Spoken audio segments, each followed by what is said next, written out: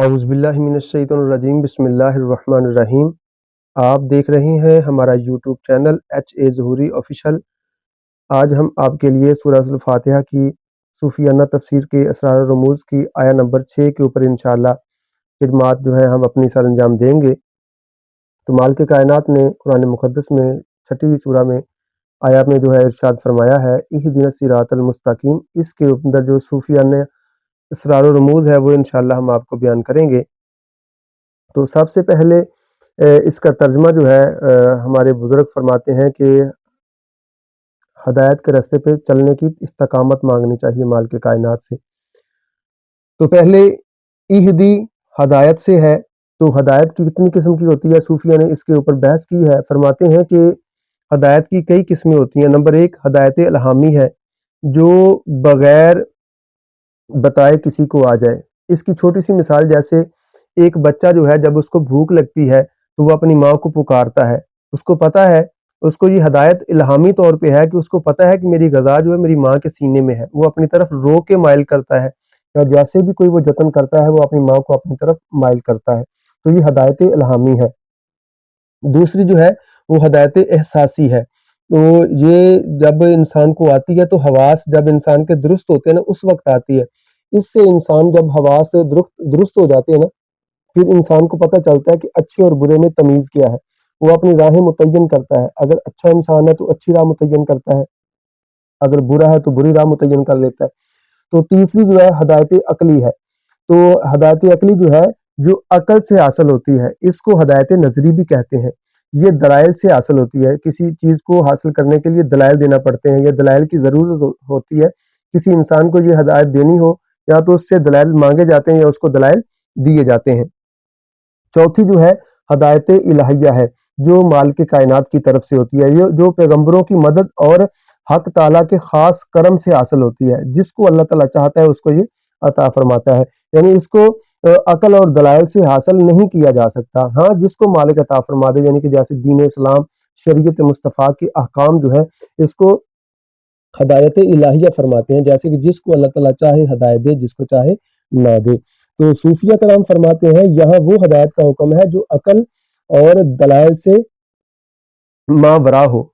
یہاں سے مراد جو ہے جو ہدایت ہم اس کا ذکر کر رہے ہیں نا اہدنا الصراط المستقیم، یہاں پہ وہ ہدایت ہے جس میں نہ عقل کا دخل ہو اور نہ اس میں دلائل موجود ہو، یعنی کہ عقل اور دلائل سے ماورا ہو۔ تو صراط مستقیم آگے جو ہے صراط مستقیم کے اوپر بھی صوفیہ نے بحث فرمائی ہے۔ وہ فرماتے ہیں صراط مستقیم جو ہے وہ راستہ ہے جو محبت اور عقل دونوں کا جامع ہو، جس میں عقل بھی ہو اور محبت بھی ہو، تو اسی کا نام سلوک ہے۔ تو سلوک کیا ہے؟ اس راستے پہ چلنے والے کو سالک کہتے ہیں۔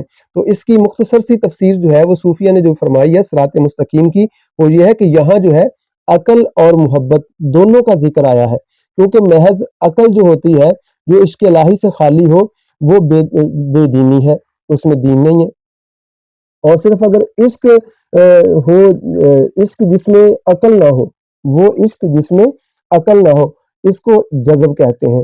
اب سوال یہ ہوتا ہے مختصر اس کا کہ جو عقل جو ہے عشق الہی سے خالی ہو وہ بے دین ہے، اور صرف عشق جس میں عقل نہ ہو وہ جذب ہے، یعنی کہ رب تعالیٰ کی محبت جو ہے وہ کامل ہو اور عقل بھی باقی ہو، اور یہ سلوک ہے۔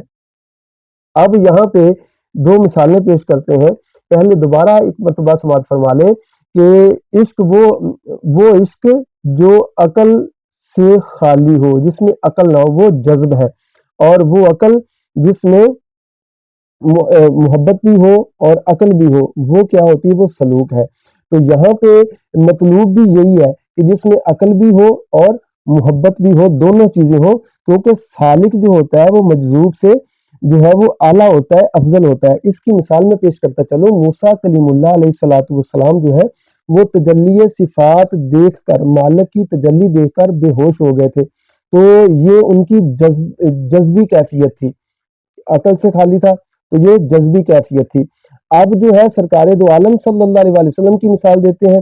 موسیٰ علیہ السلام کی مثال سے ہمیں جذب کی کیفیت پتہ چلتی ہے کہ جس میں عقل نہ رہے۔ تو موسیٰ علیہ السلام جب کوہ طور پہ تجلی کو دیکھا تو وہاں پہ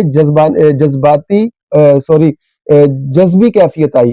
اب نبی کریم صلی اللہ علیہ وآلہ وسلم جو تھے انہوں نے پیارے آقا علیہ الصلوۃ والسلام نے اپنی آنکھوں سے اور عین ذات کو دیکھا اور پھر بھی مسکراتے رہے. آپ بے ہوش نہیں ہوئے. میرے آقا علیہ الصلوۃ والسلام کی یہ کیفیت جو تھی وہ میرے آقا علیہ الصلوۃ والسلام کی سلوک کی کیفیت تھی. دوسرا یہ کہ جو رستہ ذات الہی تک پہنچا دے وہ صراط مستقیم ہے. یہ صوفیہ کرام نے اس کی دوسری تفسیر فرمائی ہے کہ جو رستہ ذات الہی تک پہنچا دے انسان کو وہ صراط مستقیم ہے. اور صوفیہ کے نزدیک صراط مستقیم وہ بھی ہے جو مومن کو اللہ تک پہنچا دے، اس کو بھی صراط مستقیم کہتے ہیں. اب ہمیں اس کا خلاصہ جو ہے وہ یہ نکلا کہ عقل اور محبت دونوں کا ہونا ضروری ہے صراط مستقیم کے لیے.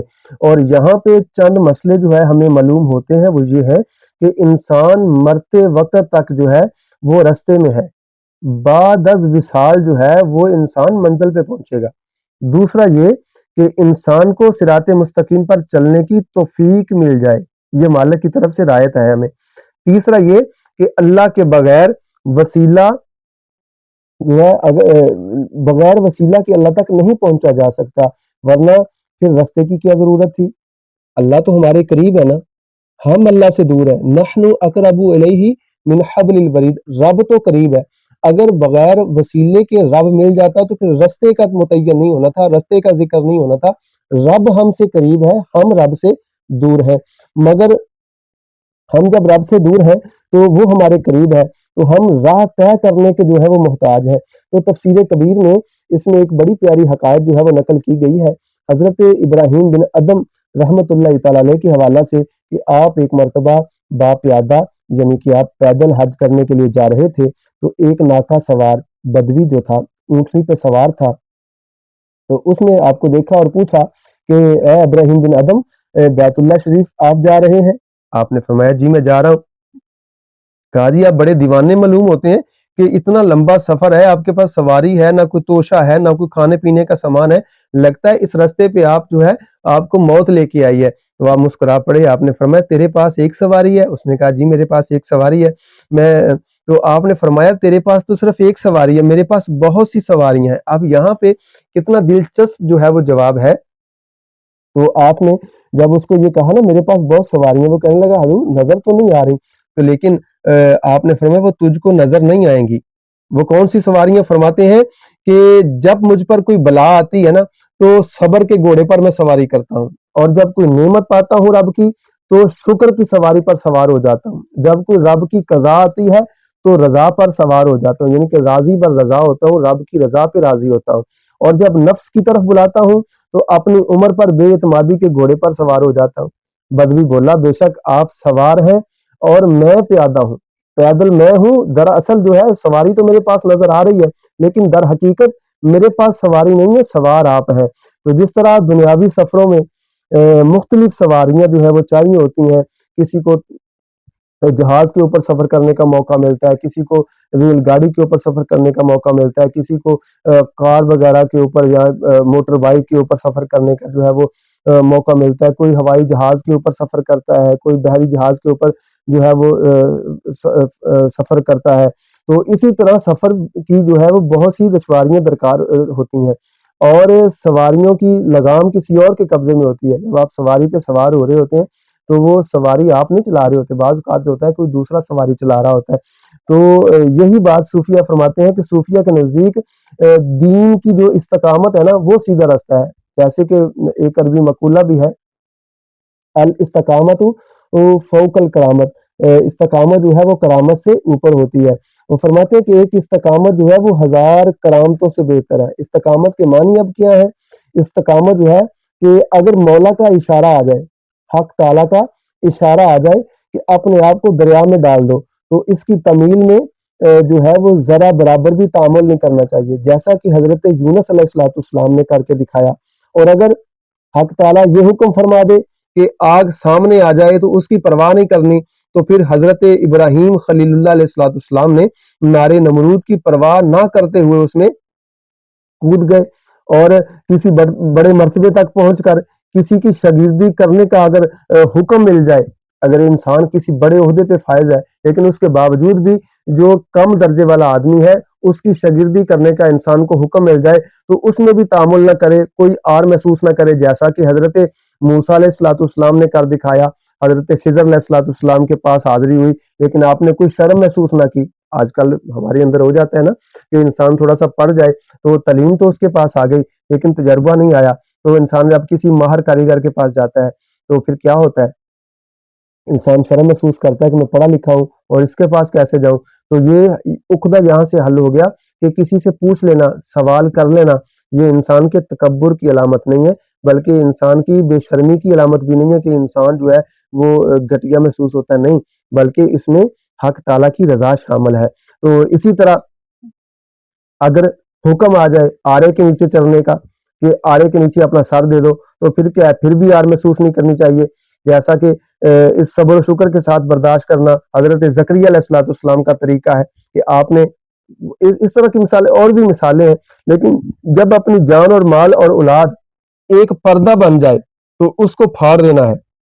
اگر اولاد اور مال حق تعالیٰ کے رستے میں انسان کو آڑ بن جائے، پردہ بن جائے تو اس کو پھاڑ دینا، اس وقت ان کا پھاڑنا جو ہے وہ فضول خرچی میں نہیں ہوگا بلکہ یہ محبوب سے ملنے کا ایک ذریعہ ہے، جیسا کہ حضرت سلیمان علیہ الصلوۃ والسلام نے نماز عصر کی قضا ہو جانے پر 1000 گھوڑے جو تھے وہ ذبح کیے، تو یہ فضول خرچی نہ ہوئی بلکہ آڑ کو پھاڑ ڈالنا یہ درجہ مشکل سے حاصل ہوتا ہے۔ اس لیے مالک کائنات نے حکم فرمایا ہے کہ ہدایت مانگتے رہنا چاہیے۔ تو آج کا خلاصہ کلام جو ہے ہم نے آپ کے سامنے صوفیہ کا اہدنا الصراط المستقیم کا بیان فرمایا کہ ہدایت اور مستقیم کیا ہے۔ تو یہ انشاءاللہ اس سے آگے جو ہے پھر لاسٹ والی آیت ہم آپ کے سامنے پیش کریں گے۔ دیکھتے رہیے ہمارا یوٹیوب چینل ایچ اے زوری آفیشل۔ مزید ہماری ویڈیوز دیکھنے کے لیے لائک بھی کریں، سبسکرائب بھی کریں اور بیل آئیکن کو آن کر دیں۔ اللہ تعالیٰ آپ کا حامی و ناصر ہو۔ اللہ حافظ۔